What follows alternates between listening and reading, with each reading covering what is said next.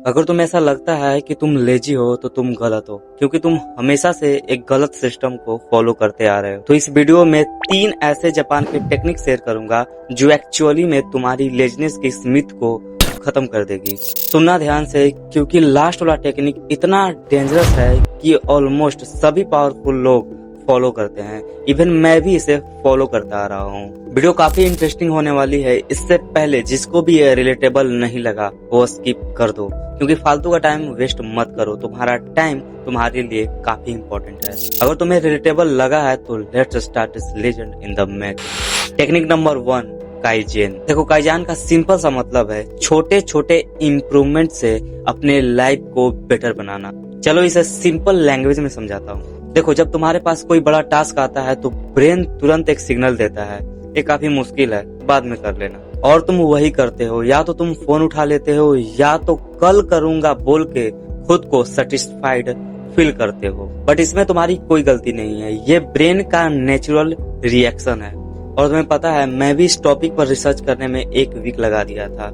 शायद ये टेक्निक मुझे पता होती पहले तो इतनी देर नहीं हुई होती। चलो अब इसका यूज कैसे करते हैं वो तुमको बताता हूँ। देखो, काइजेन कहता है कि बड़ा मत सोचो, सिर्फ इतना सोचो कि अभी का सबसे छोटा स्टेप क्या होगा। फॉर एग्जाम्पल, मान लो तुम्हें जिम जाना है और तुमसे नहीं हो रहा है, तो इतना मत सोचो कि जाऊंगा तो 1 घंटा वर्कआउट करूंगा।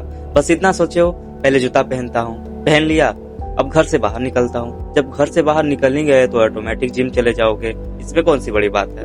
That is technique number 1। इसी तरह अगर तुम्हें असाइनमेंट लिखना है तो पहले लैपटॉप खोलो या नोटबुक खोलो और उसमें लिखते चले जाओ, क्योंकि तुम वहां तो लिखने ही तो आए हो। ये मैजिक नहीं, ये साइंस है। जब तुम एक छोटा काम कंप्लीट करते हो तो ब्रेन को डोपामिन मिलता है। वही डोपामिन जो तुम्हें फोन स्क्रॉल करने से मिलता था, अब वो काम करने से मिलता है। और वो डोपामिन तुम्हें अगले स्टेप पे ले जाने पर मजबूर करता है। ओवरऑल सिंपल लैंग्वेज में, जो भी काम है उसका छोटा स्टेप फाइंड करो और बस स्टार्ट हो जाओ। अब आते हैं टेक्निक नंबर 2 पर, इकिगाई। देखो, इसका सिंपल सा मतलब है अपनी जिंदगी का वो रीजन ढूंढना जो तुम्हें सुबह उठने पर मजबूर करती है। सिंपल लैंग्वेज में, अगर तुम काम कर रहे हो तो किस चीज के लिए कर रहे हो। पैसे के लिए। और यहाँ पर तुम्हारा वाई क्लियर है। Just copy in your life. तुम अपने लाइफ में क्या करना चाहते हो, अपने लाइफ का वाई ढूंढो। फॉर एग्जाम्पल, एक स्टूडेंट पढ़ता है क्योंकि एग्जाम है, वो प्रोक्रास्टिनेट करता है। और दूसरा स्टूडेंट पढ़ता है क्योंकि उसे अपनी फैमिली की सिचुएशन बदलनी है, और वो रात को भी पढ़ता है। दोनों के पास सेम टाइम है, सेम सिलेबस है, बस फर्क है वाई का। रिसर्च कहती है जिस इंसान का पर्पस क्लियर होता है वो अपने मुश्किल काम से नहीं भागता, वो उसे फेस करता है, क्योंकि उसे पता होता है कि ये काम करना क्यों जरूरी है। तो तुम एक पेपर उठाओ और लिखो, यह काम मैं इसलिए करना चाहता हूँ क्योंकि ... जो भी हो लिख डालो। जब वाई क्लियर होगा तो हाउ ऑटोमेटिकली निकलता है, और मोटिवेशन ढूंढने की जरूरत नहीं पड़ेगी, वो अंदर से निकलेगा। तो अब बढ़ते हैं अपने लास्ट टेक्निक जो सबसे डेंजरस है, पोमोडोरो। देखो, यह टेक्निक इटालियन है, लेकिन जापान में इसको बड़े पैमाने पर यूज किया जाता है और साइंस भी इसको 100% सपोर्ट करती है। एंड इसका सिंपल सा मतलब है 25 मिनट फुल फोकस, फिर उसके बाद 5 मिनट का ब्रेक। चलो एक एग्जांपल से समझाता हूँ। मान लो तुम किसी टॉपिक पर रिसर्च कर रहे हो, तो तुम 25 मिनट उस टॉपिक पर फुल फोकस के साथ काम करोगे, फिर उसके बाद 5 मिनट का ब्रेक लोगे।